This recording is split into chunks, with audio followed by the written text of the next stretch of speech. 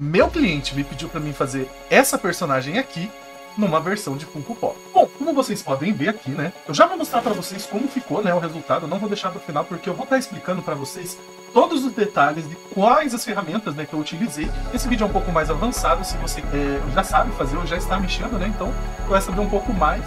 E coisas também que eu utilizei, técnicas que eu utilizei para ficar mais legal esse Funko, né? E ter um resultado bem bacana, tá?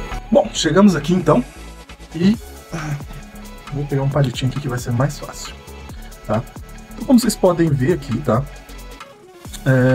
Como eu disse, né? A gente teve que fazer um corpo, tá? Para fazer as tatuagens, mas o ponto mais importante desse corpo é a questão do pé, que a gente tem que fazer um pezinho bacana assim, para poder fazer o chinelinho, tá? O chinelinhozinho aqui, ó. E os dedinhos tem que estar bem bonitinho, bem feitinho. Então, o maior problema desse corpo mesmo é os pés, porque fazer os pés é complicado, não é fácil, tá?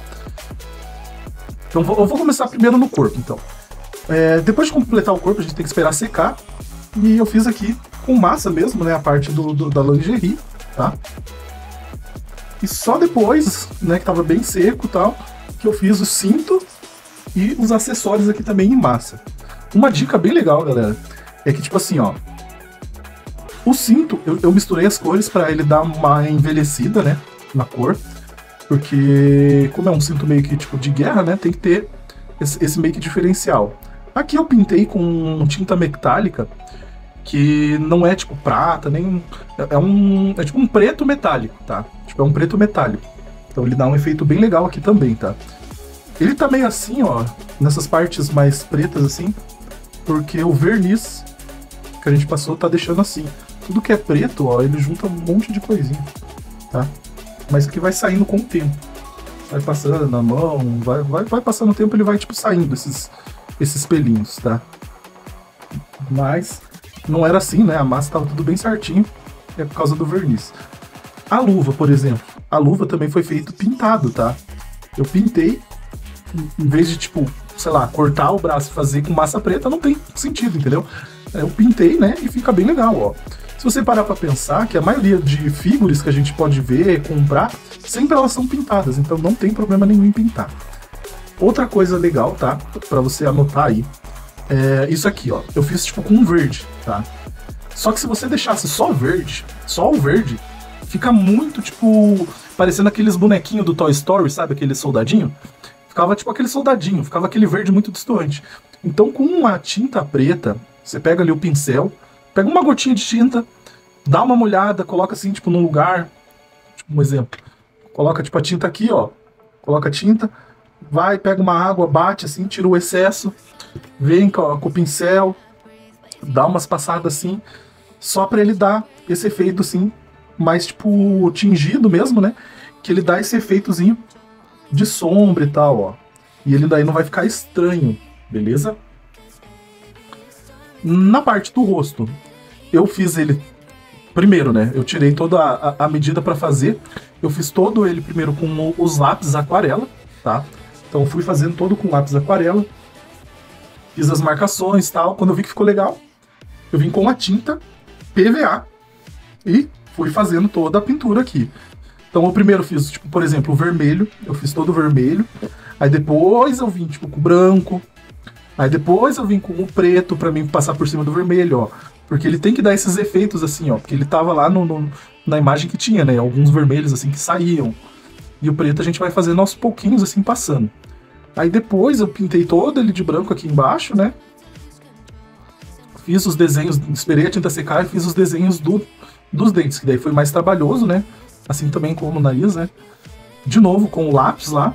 E depois eu vim com a tinta, passando e tal, pra fazer os dentes dele, né? Na pintura e pintando o resto com a tinta preta. Então veja que é um processo, né? Primeiro eu comecei fazendo com os lápis, pra depois pintar. Aí depois eu pintei de branco. Depois que secou que eu vim fazendo de novo uma nova pintura com os lápis para depois finalizar. Então isso aqui, esse tipo de pintura, leva tempo. Às vezes você pode perder, né, até um dia numa pintura. Se realmente for ver, para mim fazer toda essa parte de pintura pode ter levado um dia e meio mais ou menos, tá? Porque você tem que fazer com calma, tem que, né? Senão você acaba fazendo errado. Essa tintura no rosto aqui, eu fiz ela no lápis, tá? Essa eu não pintei depois. Então agora com o verniz, né, ele segura bem isso aqui. Não corre risco de manchar nem nada, tá? Então aqui, ó, os olhinhos aqui eu já deixei bem certinho. E vamos agora para as tatuagens, tá? Ó, na tatuagem, você pode até notar algumas leves diferenças. Por exemplo, essa daqui e essa aqui, ó. Eu fiz já para mostrar para vocês, tá? Como que eu fiz essa tatuagem aqui? Eu fiz na mão mesmo, com o lápis, aquarela, tá? Isso aqui, galera, eu acho que deve ter, sei lá, uns 1 centímetro, talvez, no máximo, né? 1 centímetro daqui a aqui. E depois eu vim com uma caneta permanente. Olha só, eu tenho essa caneta permanente aqui. E ela tem 2 pontas. Ela tem uma ponta mais grossa. E ela tem essa ponta mais fina, ó. É bem fininha. Então ela fica bem legal também para fazer. Então às vezes você pode fazer, né, usar os lápis e tal e fazer com a tinta permanente depois, tá? Que ele fica bem legal. Ou também você pode fazer com um lápis normal, tá? E depois você vai lá e faz com a caneta permanente. Por que que eu fiz assim, né?